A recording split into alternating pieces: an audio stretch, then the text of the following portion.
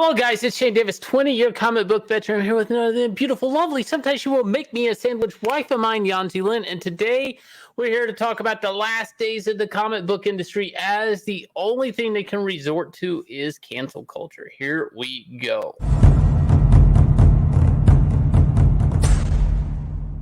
So if you guys follow this channel, look down below, hit like, subscribe, ring that bell for notifications. We do talk about the cancel culture phenomenon that's been happening in the comic book industry and why it really doesn't make a hell of a lot of sense, because I have my theories. And if you watch this channel, you will know my theory is you could do better work, or you could just cancel the person ahead of you on the job and maybe you'll get their job. You're the next one up, right? It's that simple. That's all you got to do is take the person out in front of you, and maybe you're the Batman writer overnight. Maybe, Warren Ellis, let's get rid of him. I'm the new Warren Ellis. And we'll talk a little bit about that. Now, the state of the industry, as we're talking about this, is getting to kind of like a really rocky area where a lot of people are jumping from mainstream comics and running to Substack. Why? Because they're afraid of being canceled. If you'll look at the creators that are leaving, they oftentimes don't have a lot of check boxes, right? And so what that means in this type of comic book culture is they have they got a target on their back. So when you end up having not enough check boxes, you become more likely to be cancelled. Pretty much if you have cis or white in your check boxes, you are pretty much number one on the target list. So we have here Joe Bennett. Well, I wouldn't really say white exactly, Brazilian. Yeah, and, that's right. This is a funny thing I want to sub-note here, whatever. A lot of people are like, where's representation in the comic book industry? This is a big thing. This started happening maybe around 2010. And it's like, what are you talking about? Everybody to the left of me and the right of me, they're artists from Brazil. They're not white necessarily. They're not, but somehow the comic pros don't really take account of them.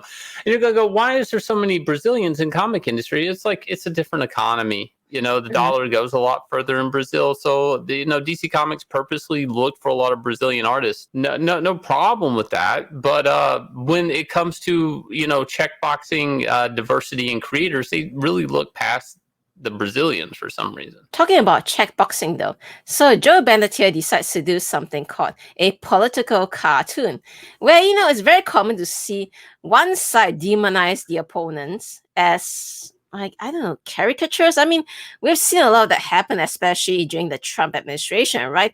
They always caricature Trump as this giant man baby in diapers or something like that. And everyone's like, wow, that is so brave, so stunning and brave. Well, here Joe Bennett is doing the exact same thing. He's basically promoting his own, political champion, and he represents the opponents as goblins, from what I understand.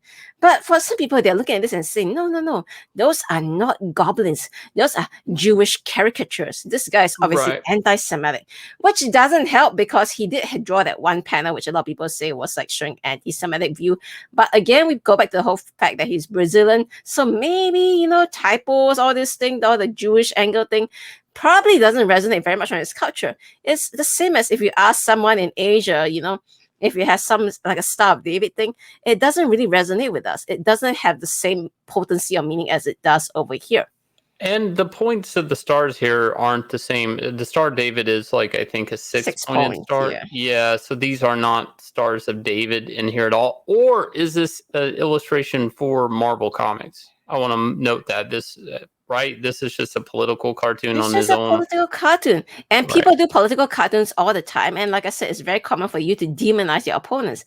But no, because he's apparently on the wrong side of history, although I think the right and wrong side of history can flip-flop every 4 years. But right now, because it's the other side, writer Al Ewing has this to say. There's an image during the rounds that Joe Bennett drew back in 2017. I won't link to it, but I've seen it, and it's reprehensible. I want to point out before we go further, this is Al Ewing, who he's been drawing his book on Immortal Hulk for something like 5 years. This isn't just a random guy. This is a guy he's been tied to by Marvel Comics, assigned to work with at Marvel Comics. And after, of course, 5 years of a run of a book or something like that, these guys have been doing, it's been years of this book. It's probably getting rebooted. Probably it's time for you to move on to another character. It's time for you guys to separate. What's this guy going to do? throw his partner up under the bus for clout on this, because right now it's hunting season for cis white males. So what do you got to do? You got to look very virtuous. This is something you're going to notice a lot of comic pros are going to do. They're going to try to flex and puff up and take a big old breath and look super virtuous and take out people to the left and the right of them. So L. Ewing here makes a comment about the caricatures that were drawn. Tiny, scarring people with buck teeth and ears of rats and big noses. One of them is cosplaying Dracula. I'm assuming these are political enemies of some kind, but even if not, the tropes are apparent. Really, are they? Like I said, a lot of people like me look at it and we think goblins.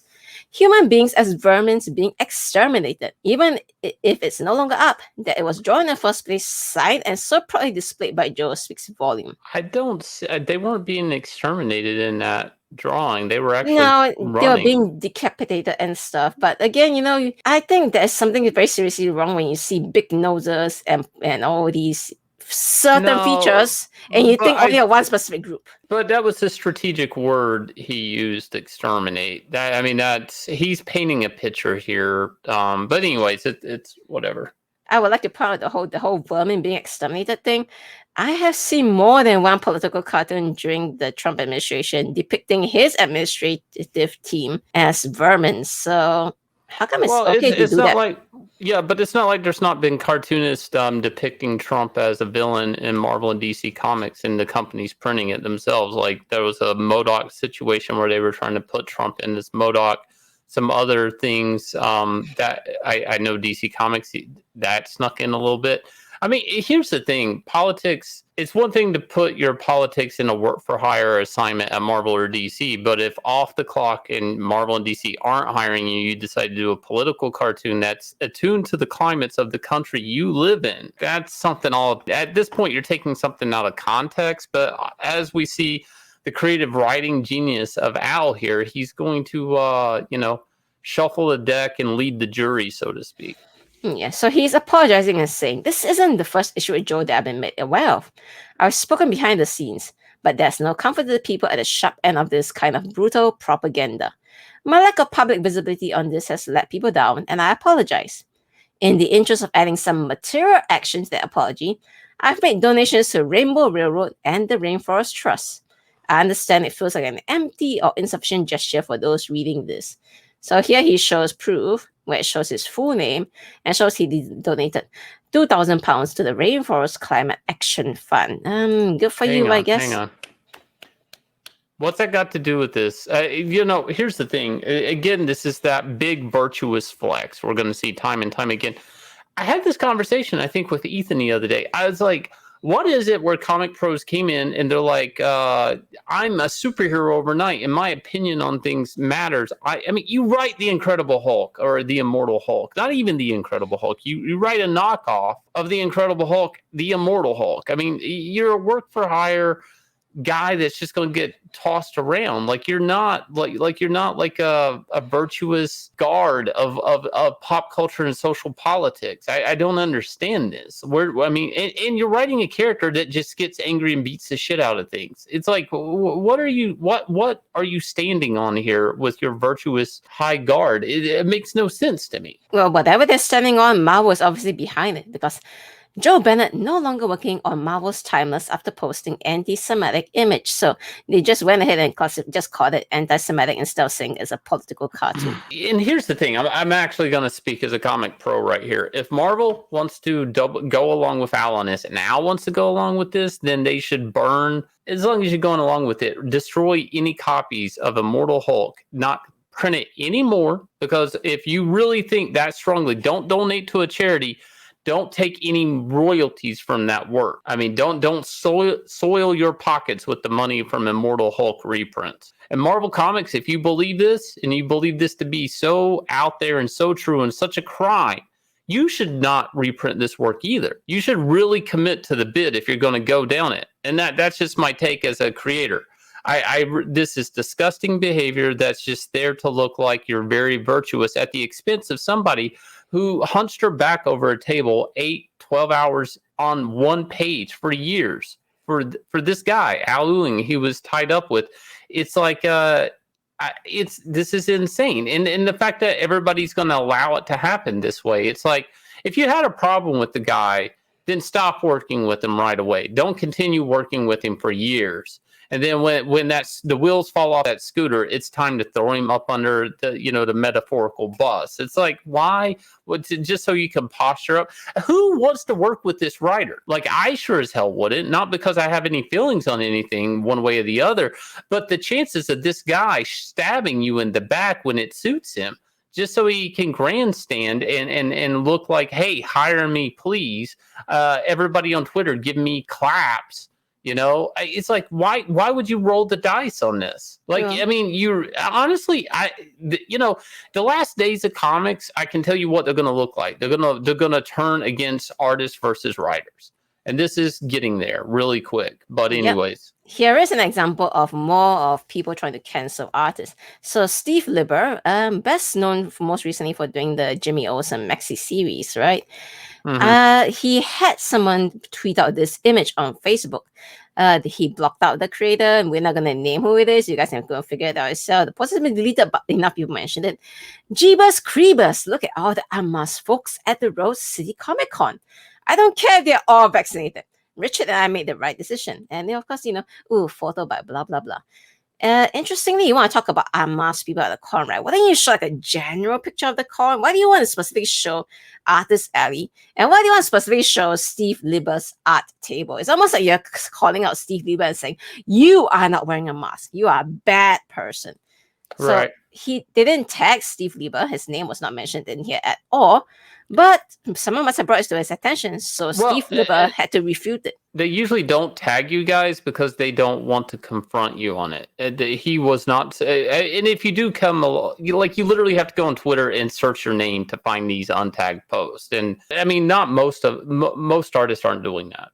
Mm-hmm. Well, this was actually on Facebook. So Steve Lieber must have been alerted by a fan or someone because, his name is like super big in the photo.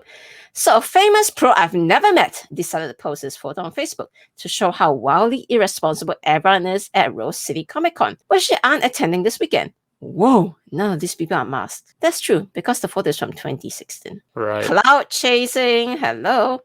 So not only is this an obvious attempt to cancel Steve Lieber because they used his photo here so blatantly, they didn't tag him, and then of course they had to delete and apologize. But this, what the tragedy is? They apologized to the con. They never apologized to Steve Lieber, who is obviously the one being, tarred and feathered. So somebody's going to say, well, comic pros don't understand that these can have these type of effects. Like, did Al understand, like, when he wrote what he did and he went out there, that Marvel and DC Comics would maybe never hire the guy, Joe Bennett, again? And somebody's going to say, when this comic pro posted this, trying to look virtuous, they didn't know it would take aim. They absolutely know it. Okay. Like, give them the benefit of the doubt. No, absolutely not in these cases, both cases. These are creators turning on one another because as the pond gets smaller, you got to get rid of some fish in the pond, and that's the problem. It's an ecosystem situation. So these guys, some of it's, they got to get, rid of some of these artists, sure. But the other part of it is they have to cancel somebody. Cancel culture, we've talked about it on here, the cancellation, Warren Ellis, things like that. These things, it's like little dopamine hits. It's junk food. It's like potato chips. This is going to continue all the way to the bottom, like the bottom of the Pringles can. You can't stop at just one, right? So who's next? Everybody working in comics still, look to the people that you're working with and wonder where they're going to be at in a couple of years. Are they stabbing you in the back? Are they slitting your throat? And on that note, please look down below, hit like, subscribe, ring the bell for notifications. Big shout out to everybody that's supporting us on Inglorious Rex, our next it's live Indiegogo campaign. We are at $161,000 first week. That's our big haul, guys. Thank you guys for the support. You guys really turned out. This book is going to be insane. Monsters fighting in the cage. And I'll leave you guys with the trailer, and we will catch you guys again with another video.